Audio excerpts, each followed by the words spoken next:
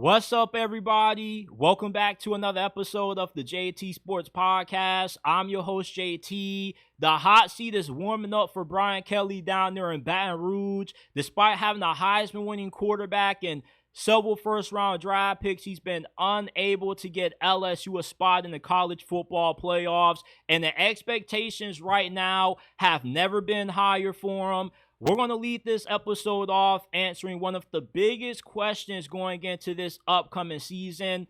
Will LSU fire Brian Kelly? Alabama, despite being 1 year removed from the retirement of the GOAT Nick Saban, the Alabama dynasty, I hate to break it to you haters, it's not going anywhere anytime soon. I'm going to explain why I expect for the Crimson Tide year 2 under Kalen DeBoer to not just be in the SEC championship game, but to also be back in the conversation to win it all this year. There's a player down there in Gainesville not named DJ Lagway that this Florida program cannot stop gushing over. We're going to dive into who that player is. Georgia corrected the biggest problem that held them back from pulling off the illustrious three-peat. Ohio State, I just ran into them the other day in the gun store, and they got a lot of ammo, and they're reloading the clip to make another national title run. And USC's defense is going to be better than what a lot of you all think. Smash that like button, subscribe to the channel. Check us out on Apple, Spotify, wherever you get your podcasts from. The links are down in the description down below. If you currently are listening on Apple or Spotify, we'll greatly appreciate it. If you share this episode, give us a 5-star review if you enjoy, and let's dive into it. There's a fire happening at LSU, and Brian Kelly is the only one who can put out the flames. The hot seat is scorching for him right now. LSU paid him to leave South Bend, and he's been yet to deliver upon the high expectations that he had when he first took this job. And remember, his reasoning for leaving Notre Dame to join LSU is that he didn't have what was needed for him to win a national championship. Well, we just saw Notre Dame make it to the national title game, beat Georgia, beat Penn State, win big games that Brian Kelly didn't really win that often during his time as the head coach of the Fighting Irish. And then you enter your 4th season at LSU, and you've kind of made the same excuses here that you made at your previous stop. And with everything that LSU has going into this season, the money they've invested with their portal additions, what they have returning at quarterback and defense, Brian Kelly is either playoffs or get the hell out. Will Brian Kelly be able to save his job this year? I believe so. From a talent standpoint, this is the best team that LSU has had since 2019. You got Garrett Nussmeier back at quarterback, who is set up to produce video game numbers. He's throwing to the best receiving core in college football, Aaron Anderson. You get Barian Brown, Nick Anderson out of the transfer portal. You got this 6'7" monster and Trudez Green. You also have running back Caden Durham, who should become one of the more premier backs in this conference with how well he played in his true freshman campaign. He was averaging 5.4 yards per carry behind an inconsistent offensive line. And LSU also loaded up in the portal on defense. You bring in edge rushers, Patrick Payton, Jack Pomburn. You also got a really good cornerback from Virginia Tech, Masoon Delane. And you also bring a good amount of talent back on defense as well. Linebacker Wood Weeks is coming off a breakout campaign. You get a healthy Harold Perkins back, and you got a lot of depth and talent on your defensive line. Brian Kelly, despite being considered to be the most overrated head coach in this sport, I've been part of that discussion. I've been heavily critical of him. Based off his track record, he has shown the ability when he does get a team that has the talent of this magnitude, like what he has this year at LSU, he's been able to deliver huge results. And the ceiling for LSU this year is 11-1, winning the SEC championship and getting a sure spot into the CFP. But the floor for LSU is 9-3. And you may think 9-3 gets Brian Kelly fired, but the committee is looking for a reason to put in a 3-loss SEC team. They damn near would have done it last year if Alabama never lost to Oklahoma or if Ole Miss never lost to Florida. This season, expect for LSU to finally clinch a playoff berth under Brian Kelly. Yes, he has underachieved in the past. He's had a Heisman-winning quarterback, numerous first-round picks. He's been unable to get it done, but this is one of the most stacked rosters in all of college football this year. LSU definitely had to invest somewhere between $30-40 million into this year's team. Now, what are the reasons for why we could see Brian Kelly get fired this year? What has to go wrong for LSU for that to happen? Because as easy as it is to say, oh yeah, if he doesn't make it, he's definitely going to get fired. You know, he has the 4th highest buyout in college football. Don't know if LSU wants to pay that amount of money on top of what it's going to cost to get a new coaching staff in here. But if they were to pull the trigger on Brian Kelly, the offensive line will have to take a step back from the level that they played at these last couple of years. They replaced 4 starters on that unit that have departed for the NFL. Let's say the pass protection gets worse. The run blocking still continues to struggle. Garrett Nussmeier continues to implode in the second half of games and cost LSU several close games. And Brian Kelly would also have to whiff on several of his portal additions from this offseason.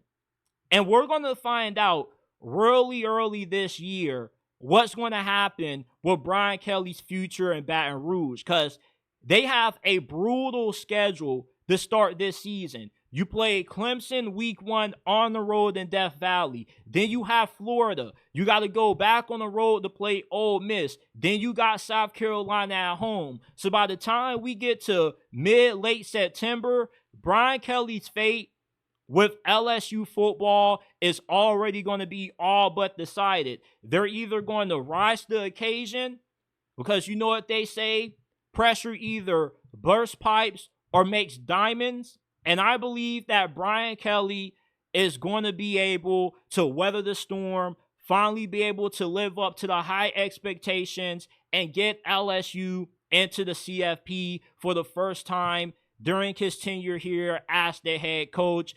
I'm not an LSU fan. I'm not high on Brian Kelly at all. I've been one of the loudest critics of Brian Kelly. I've been warning everybody about this fraud for the past 2 seasons. But I do give credit where it's due.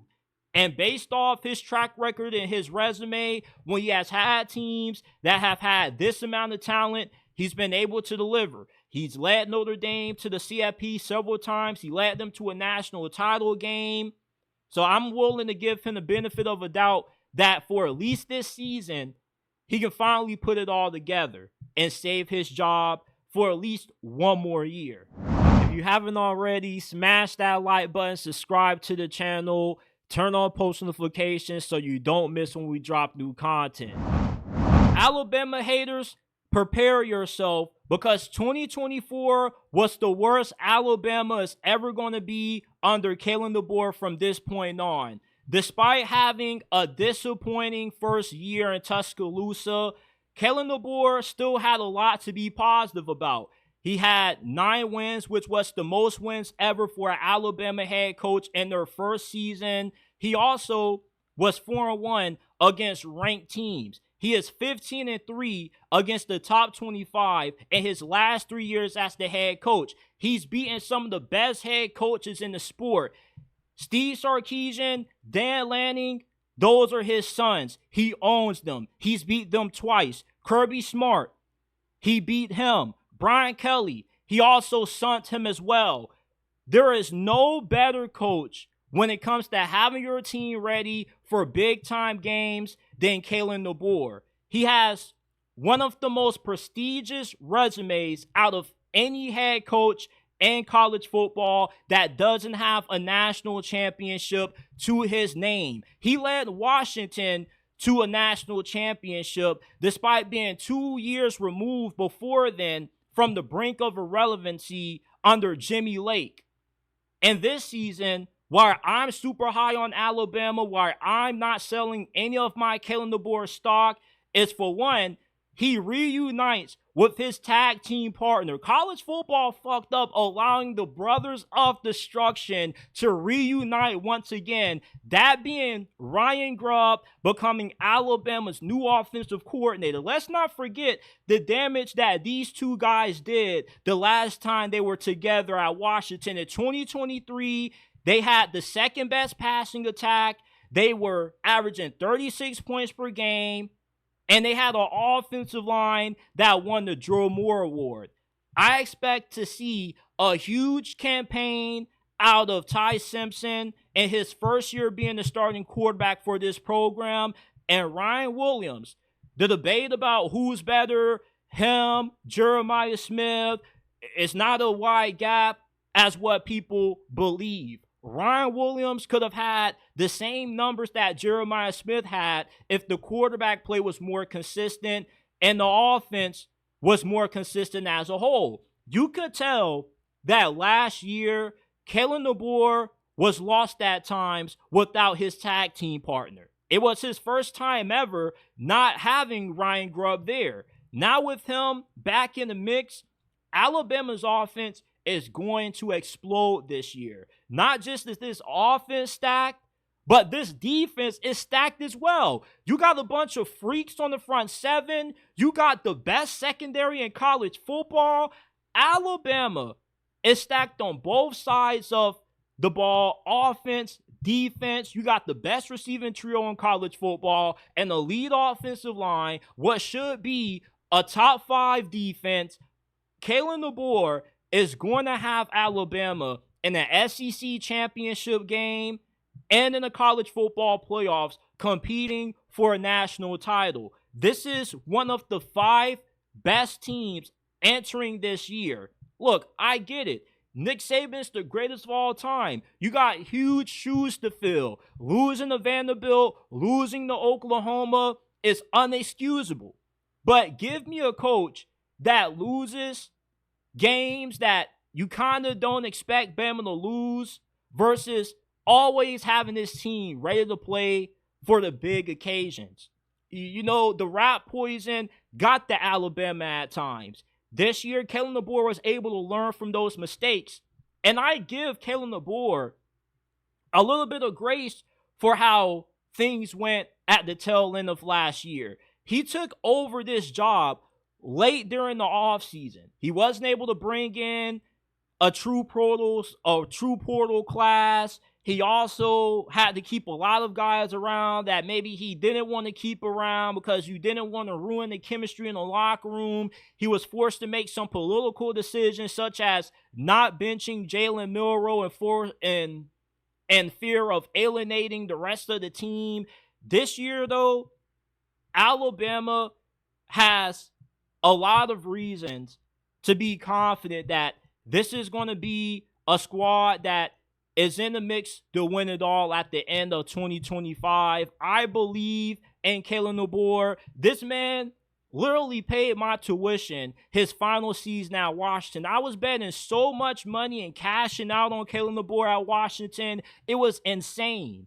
I made at least $6,000 betting on Kalen DeBoer his final year at UW. That's why I believe in this dude. I saw somebody come at me sideways a few weeks ago because remember last year, I made a video saying how Kalen DeBoer was the reincarnation of Nick Saban. And some smart ass in the comments wanted to say, oh, I bet you don't feel that way about Kalen DeBoer anymore. No, I still feel the same way about Kalen DeBoer now as I did when he first got hired by Alabama. There wasn't a better coach to replace Nick Saban than Kalen DeBoer. he is Nick Saban 2.0. Nick Saban's first year wasn't successful. Kalen DeBoer had a better first year than what Nick Saban did.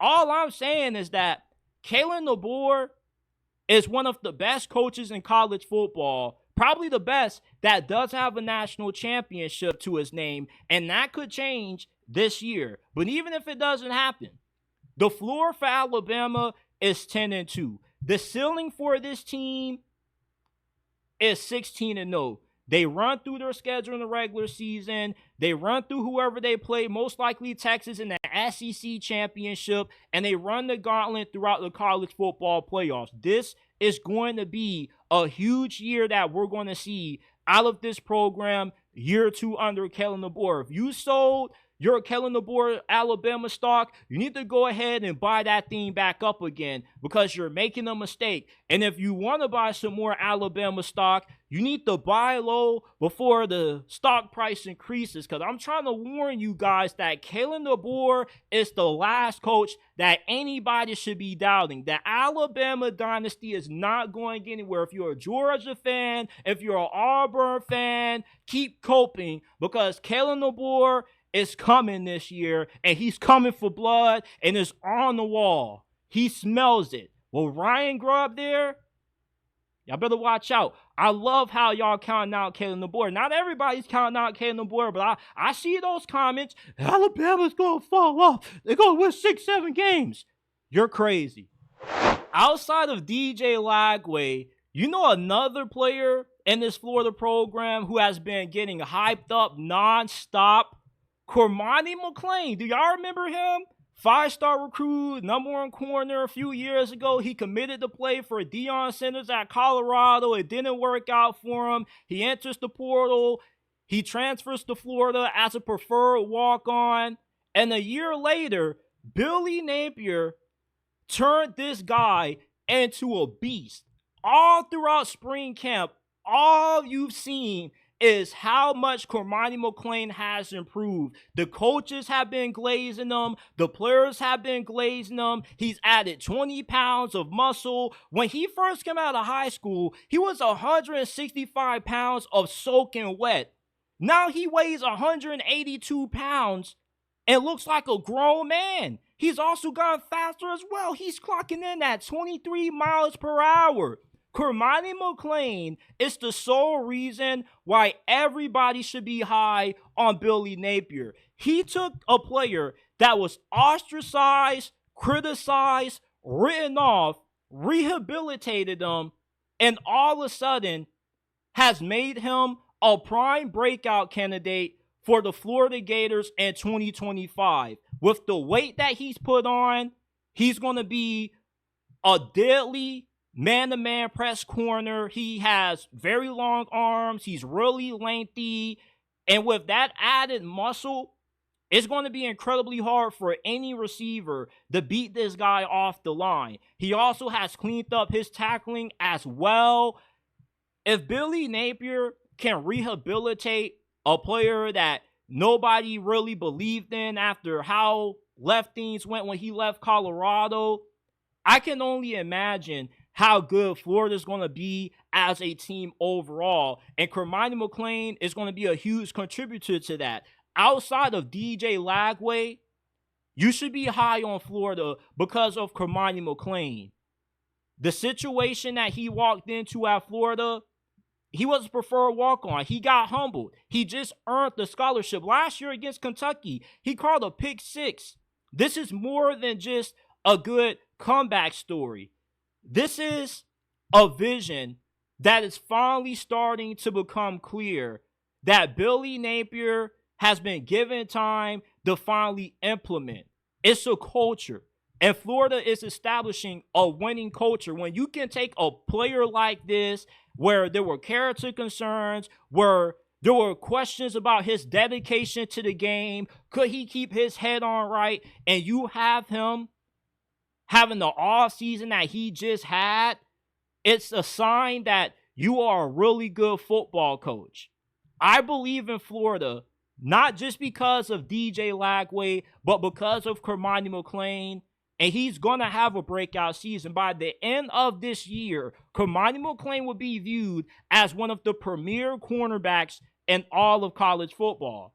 Florida fans have been paying a lot of attention to the work he's been putting in, but from a national standpoint, he's been overlooked. He's been an under-the-radar story, and that's not going to be happening for too much longer, because once this season starts, Cormani's going to be making a lot of plays. I'm so happy that he was able to turn his career around where there wasn't really a lot of optimism that he would ever be able to live up to the potential that he had coming out of high school. Hell, even I, at one point, gave up on Cormani McClain. If you need another reason to have faith in what Billy Napier is building at Florida, watch how good Cormani McClain is going to be this year.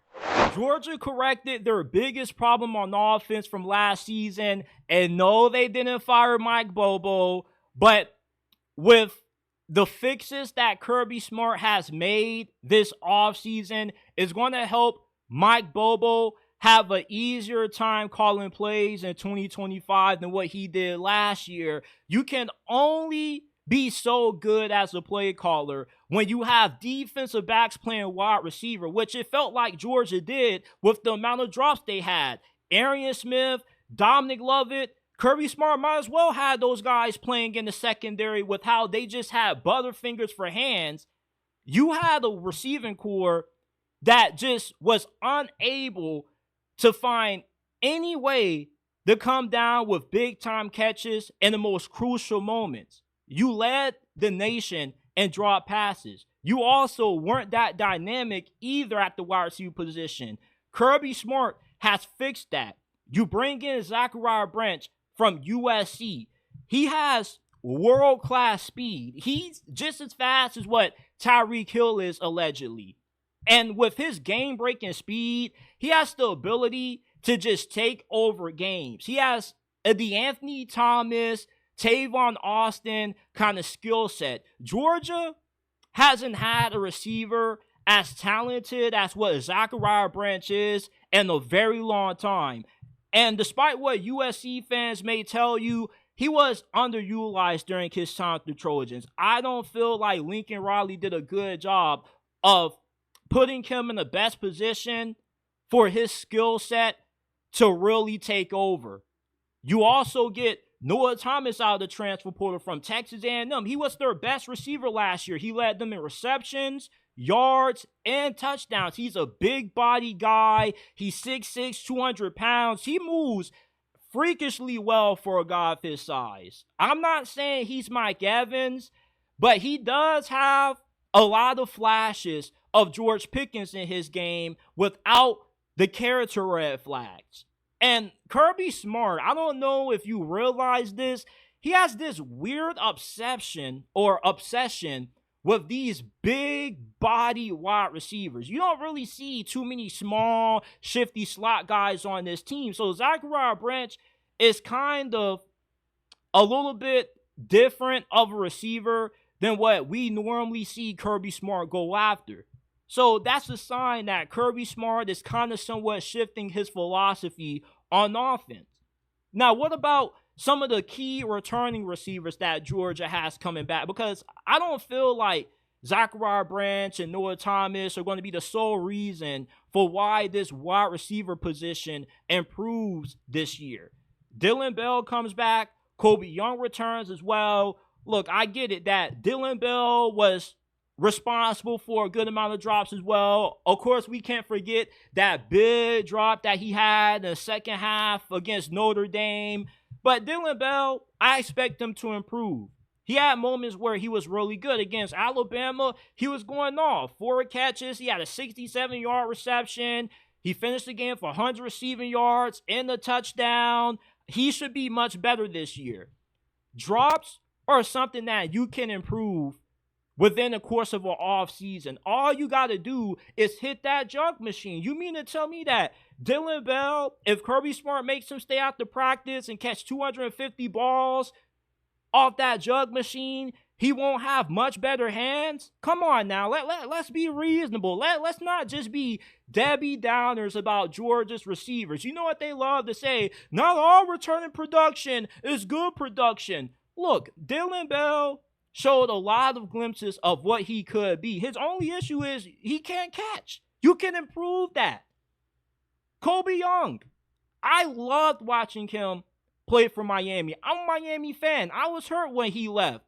And I was expecting him to have a huge contribution to Georgia's offense in 2024. But apparently he had some legal issues off the field that held him back. And eventually when he got that settled, he was just so behind on the depth chart. It was just impossible for him to get involved. This year, though, I like him to have a big season for the Bulldogs. Big body receiver, pretty explosive. Yeah, he may not be that good after the catch, but he's another athletic, big body wide receiver that Kirby Smart is just obsessed with. For as many questions as what we may have about Gunnar Stockton, you can only be so good when your receivers have rigs for hands like what they had last year. This year, with the improved receiving core, Georgia's going to be right back in the mix to win the SEC championship and to win it all. And if the receivers knew how to catch the damn ball last year, they would have three-peated. They would have beat Notre Dame. They would have went on to the semifinals. They would have smoked Penn State. And they would have been one of the few teams, I don't know few teams, but they could have been the first team in the history of college football to ever pull off the luxurious three-peat. They were a good wide receiving core away from winning it all for a third straight year. To me, 2024 was Kirby Smart's best year as a head coach. He had a similar performance coaching to what we saw Nick Saban have his final year at Alabama. Do you not know how difficult it is to win when your wide receivers just can't catch a dime? And then on top of that, you got offensive line issues, quarterback inconsistency, your defense wasn't playing up to standard. This wide receiving core that Kirby Smart has revamped, bringing in Zachariah Branch, Noah Thomas, with Dylan Bell and Kobe Young coming back, they're going to be a major part of Georgia having once again another great season and being in the forefront of the national title conversation. This team doesn't rebuild, they reload. This is a football factory.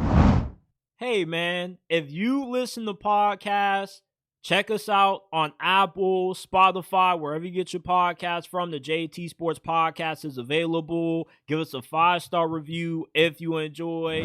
Ohio State just came back from the gun store with some more ammunition, and they're loading up the clip to go back to back. The Buckeyes are about to go full John Wick on college football this year. Look, we get it. They are dealing with a lot of turnover. You're replacing 15 total starters from last year's national championship team. You lose 8 starters on defense, 7 on offense. You got 2 new coordinators. Brian Hartline takes over the offensive play calling, replacing Chip Kelly. Matt Patricia is your new defensive coordinator, with Jim Knowles shocking the world, leaving for Penn State.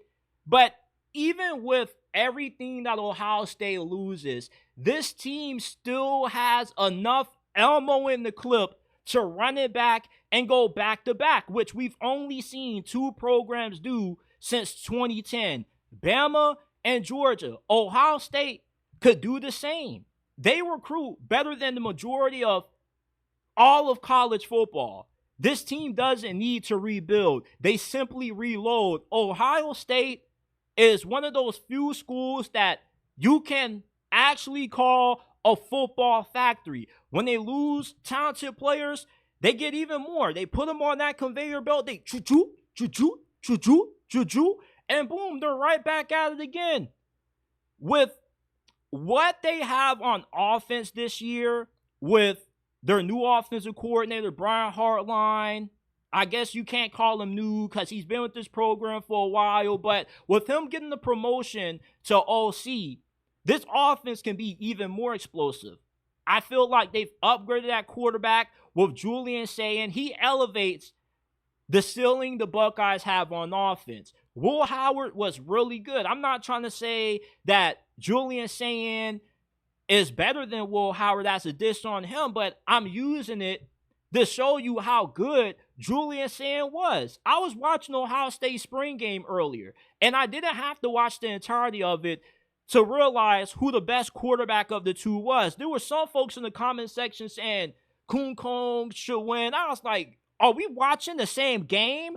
Julian Sayin has rare accuracy and touch that you don't really see out of a lot of college quarterbacks in today's era of spread offenses where you got guys like Steve Sarkisian and Lane Kiffin scheming guys open. Julian Sayin, when he drops back on that third step, the ball's coming out and he's throwing guys open. He leads guys open. You could see Jeremiah Smith actually win the Heisman Trophy despite how stacked Ohio State is at receiver due to Julian Sayin taking over the keys at quarterback. He has fantastic touch, great ball placement. He may not have the strongest arm in the world or be the most impressive athlete, but from a pure passer standpoint, he should be on par with what C.J. Stroud was. He's just a methodical quarterback that just is going to go to work and dissect any defense that he goes up against.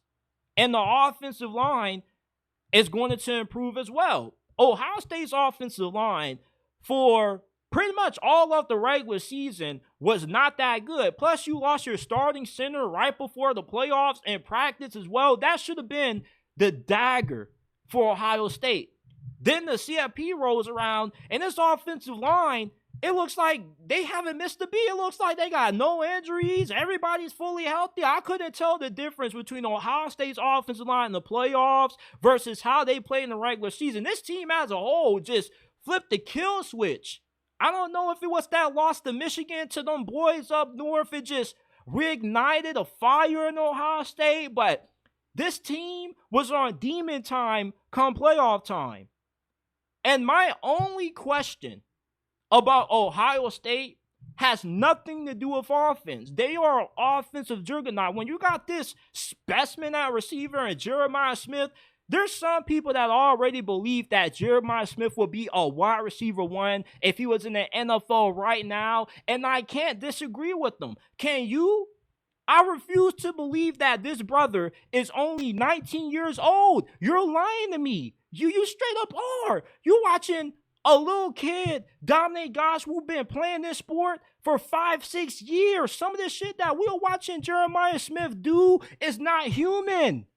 This is an alien, people. This is an alien. You got Cornell Tate, who's going to be another first-round pick that Brown Hardline pumps out. Brandon Ennis is going to have a breakout season. C.J. Donaldson, the West Virginia transfer that they got, he runs with good pad level power, very good vision, kind of gives me shades of Trey Sermon.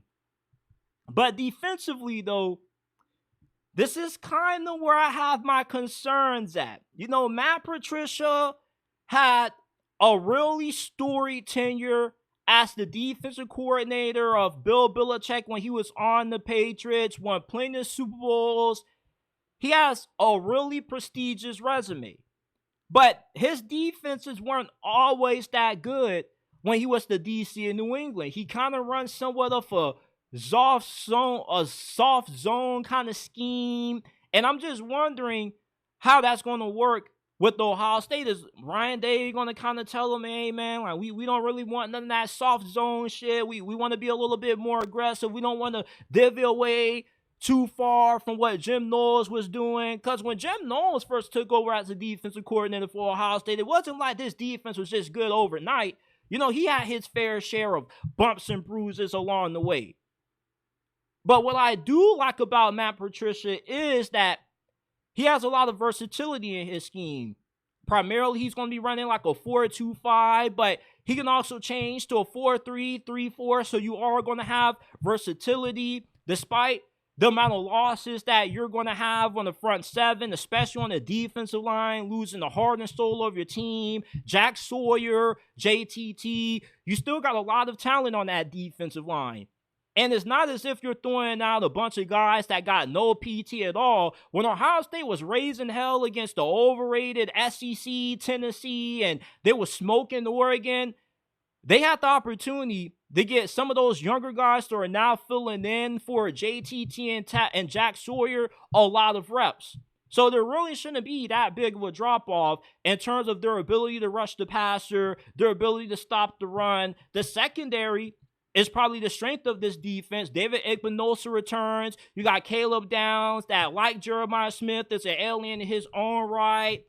If the Matt Patricia hire backfires, I don't see it backfiring this year. Probably backfires next year when you lose guys like Igbinosa and Caleb Downs. But Matt Patricia has a lot of talent to work with on this defense.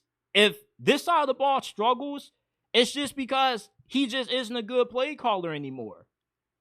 You got Jermaine Matthews Jr., who played well in the action that he got in the CFP. He should be a breakout candidate. This defense is stacked at every level. They do need some more depth on the interior of their defensive line. That's been a huge bugaboo for them that Ryan Day has also said they're trying to work on addressing. But the floor for Ohio State is extremely high. They shouldn't have any more than 2 losses, which guarantees they're going to get a spot in the dance, and their ceiling is 12-0, which should include them finally kicking the ass of the team up north. I don't know why you can't beat this team, but there's no chance in hell, and I've been saying it for the last 3 years. I know you Michigan fans are going to get mad at me, but there is no chance in hell that Ohio State loses a 5th straight game to Michigan. There's just no way possible that's going to happen. This team is still stacked. Their toughest games, week 1, you play Texas. Salute to Ryan Day and Steve Sarkisian for having some balls to actually schedule a big-time game this early in the year. You got Illinois on the road. You're going to beat them. Illinois doesn't have the firepower to beat you.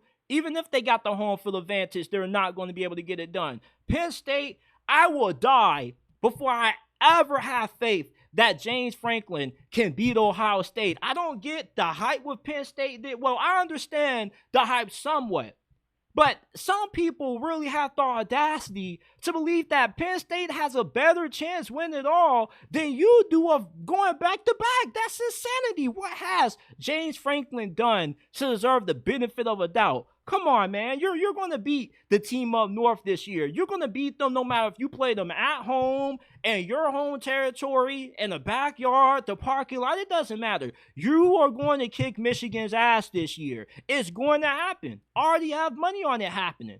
Look, sometimes in rivalry games, you get some streaks. Oh, okay, that's what rivalries kind of are. But Michigan just can't beat Ohio State for a 5th straight year. The science, the mathematics, I did the mathematics.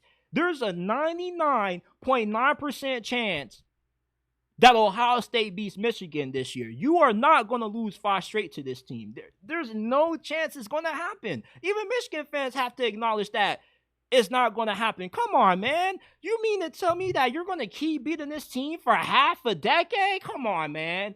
You got to lose eventually. You have to. You have to. The clip has been loaded by Ohio State to make another championship run. There have only been 2 teams to go back-to-back since 2010. Bama, Georgia, Ohio State could be in that same conversation. You're still loaded on offense. You got 2 aliens in Caleb Downs, Jeremiah Smith, Julian Sayin is going to be a prolific passer in this offense. And you got a defense that, as long as Matt Patricia doesn't end up flaming out early with the amount of talent that he's coaching, you just have to be a complete novice as a play caller. I'm really high on Ohio State this year. I don't see them falling off. I see them right back in the championship mix. I would not be shocked if the Buckeyes went back-to-back this year. There's nothing soft about the USC defense that you are going to see this season. D'Anton Lynn, the Miracle Man, did his magic in year 1. This was one of the worst defenses that we've ever seen the year before he arrived. and 2023. In only 1 year, you saw USC's defense dramatically improve. They were better against the run. Their pass defense was better.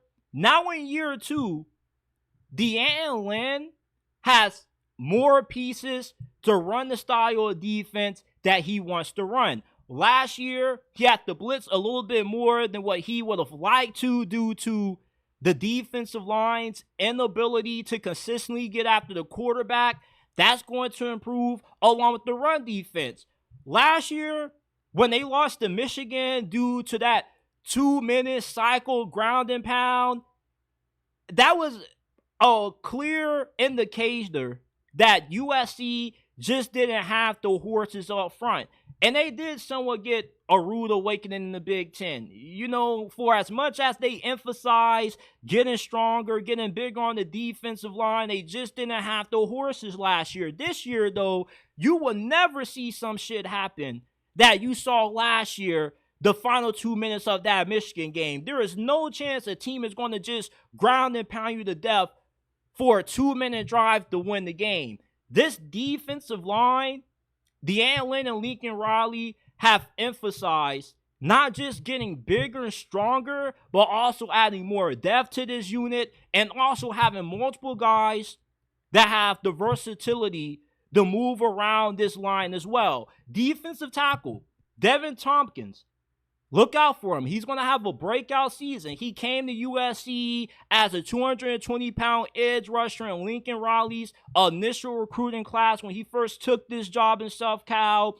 And a few years later, he's turned into a 295-pound defensive lineman. He's explosive, he's disruptive, and he embodies what D'Anton Lynn wants this defense to be this year. He appeared in every game last year. He had a sack and a half, 3 TFLs, a few pass deflections.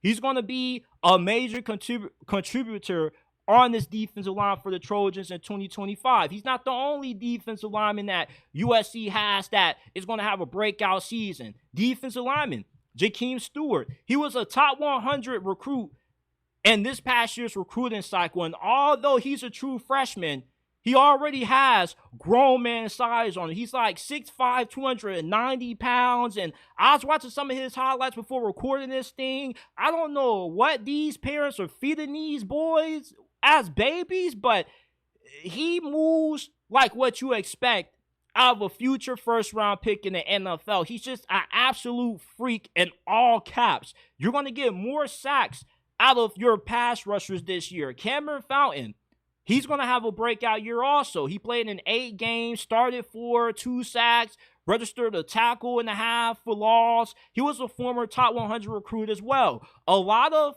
the defensive linemen that USC has starting for them this year are not just these 3 stars that they were getting last year, like that defensive lineman that they got out of Wyoming. Like, no, they have big, talented, and super athletic bodies on this defensive line this year. When you see USC's defensive line up this year, you're going to tell the night and day difference between this year's unit and what they had on the defensive line last year. They're going to be big, physical, explosive, and they're going to be causing a lot of havoc on the line of scrimmage. Eric Gentry, he comes into his, 3rd year with this program. He's going to be a major chess piece for this defense. They say that they want to use him more creatively. He can do everything. He can stop the run. He's good in coverage, but they also want him to be more involved getting after the quarterback. And this secondary is incredibly good. I feel this secondary has the possibility of being one of the best in the Big Ten this year. You get Kamari Ramsey, who returns. He was pretty much arguably your best defensive back last year. You got a really good transfer in Bishop Fitzgerald from NC State. He had 3 picks, 8 pass deflections last year for the Wolfpack.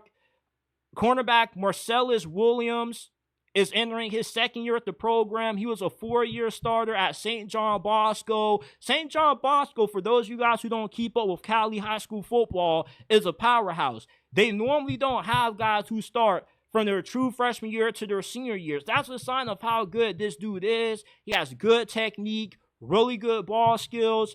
USC this year is going to have a top 40 defense in year 2 under D'Anton Lynn. We don't call him the miracle man for no reason. At UCLA, he transformed that defense in only a year. In year 2 at USC, you're going to see an even bigger step in the right direction on this side of the football under Lincoln Riley. They still continue to get bigger, get stronger, and they continue to get more talented on the front seven. This is a defense that is good enough that helped the Trojans get to the playoffs this year. I think USC goes 10-2 this year. And the main reason why is because of D'Anton Lynn. And when this season is all said and done, he's going to be a finalist for the Jim Boyles Award, and he's probably going to be a candidate for a lot of head coaching jobs that soon are to come available. He's one of the best defensive coordinators in the country, and within the span of one season, he took what was the worst defense in the history of college football that we've ever seen to damn near a top 50 unit. This year, they're a sure thing to have a top 50 defense. And we know how good this USC offense is going to be if Lincoln Riley dialing up the plays. They've improved on that side of the ball, but that's the conversation for a different day. Look out for USC's defense. They're going to shock the world with how good they're going to be this year. If you've been one of those pundits saying, Lincoln Riley will never get the defense right, he's about to shut you up this year. They've improved from a staff standpoint. They have one of the best defensive staffs in all of college football. Doug Belt. You want to know why USC's been going ham in recruiting? It's not just because of the good general manager they have, but because he's one of the more savvy recruiters in the nation. There are a lot of studs that Lincoln Riley has on this coaching staff. With the talent that they have now, being able to be the defense that they want to be, this is no longer going to be a soft, sugar puff, powder puff defense. You won't see Michigan running any kind of psycho ground and pound for a game-winning drive in 2 minutes.